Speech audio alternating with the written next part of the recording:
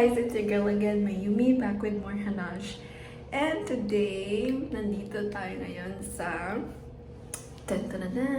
Iloilo para mag-attend ng wedding. And then, after, baka pwede tayong mag-side trip ng Dinagyang Festival. So, papakita ko sa inyo. Sorry, medyo messy pa. Raspy yung boses ko kasi kaigising ko lang. Wala akong tulog since last night. Naka-nap ako mga around 11. Tas ngayon yung oras is mga 1 na. So mga more or less nakatulog ako ng mga 2 hours. Ganun. So, ayan, at least naka-recharge tayo ng very light. So, mag-freshen up lang ako kasi nag-allergy ako dito. Dito. Hindi nyo nakikita, but makati siya and namumula, gano'n. And nakakatakot pala kanina sa flight kasi nasa bandang likod na kami ng ate ko. Tapos, sobrang shaky ng plane. As in, alam mo yung feel mo talaga yung galaw. Sobrang magalaw niya. Hindi ako makatulog pala sa plane. Baka nag-isip ko, ba't di ka natulog sa plane? So, ayun, hindi ako makatulog. Tapos, yung anxiety ko, nag-kick in.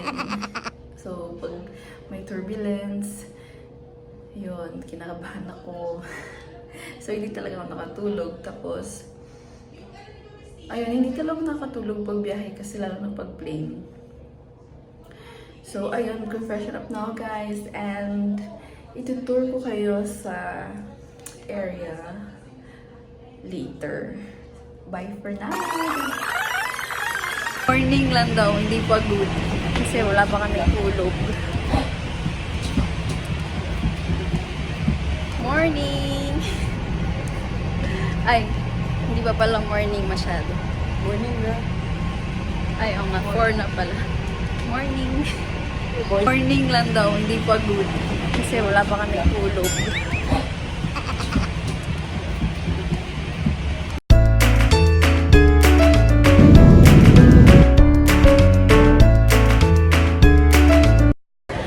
Hi guys! Nandito na kami. Bumili siya ng wine sa duty free. And kakalapag lang namin sa Iloilo Airport.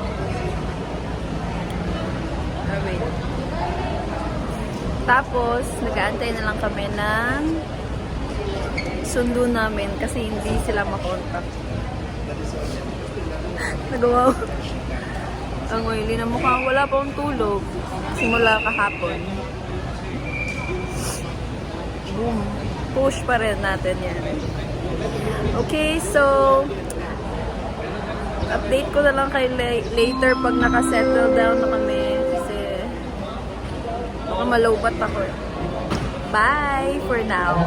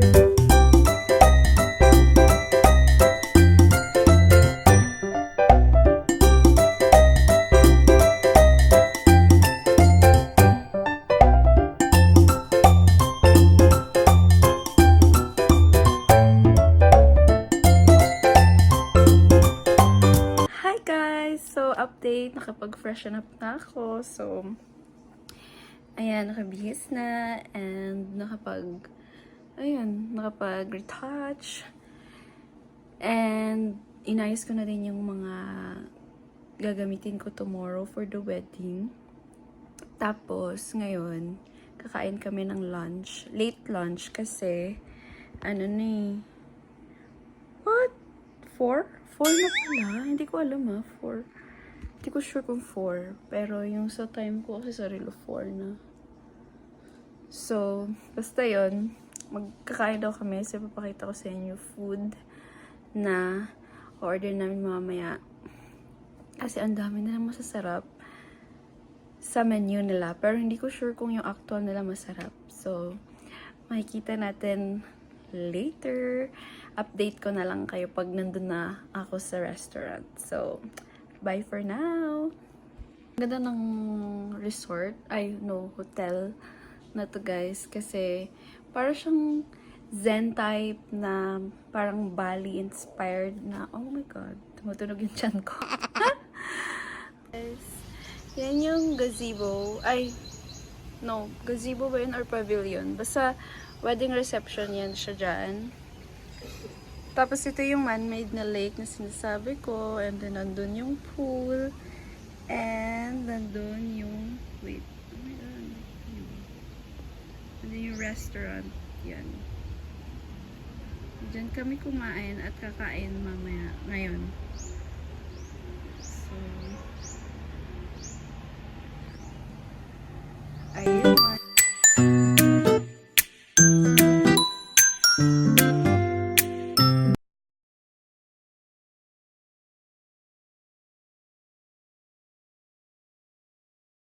Tapos na kaming kumain. Tapos may nag-invite sa amin yung bride tomorrow. Nag-invite siya ng dinner.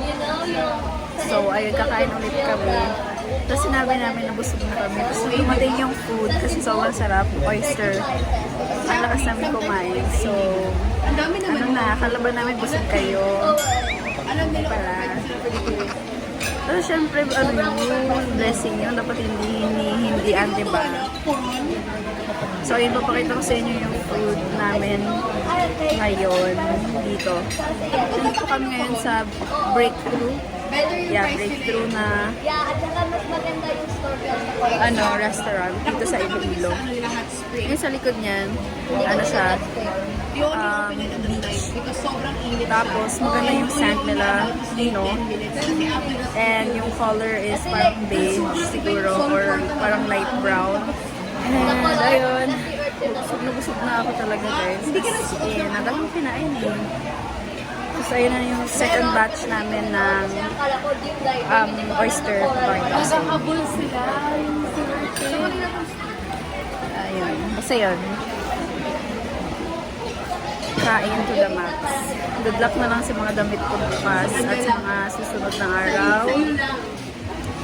So, ayun. Check you all later. Ayun lang yung ginawa namin whole day.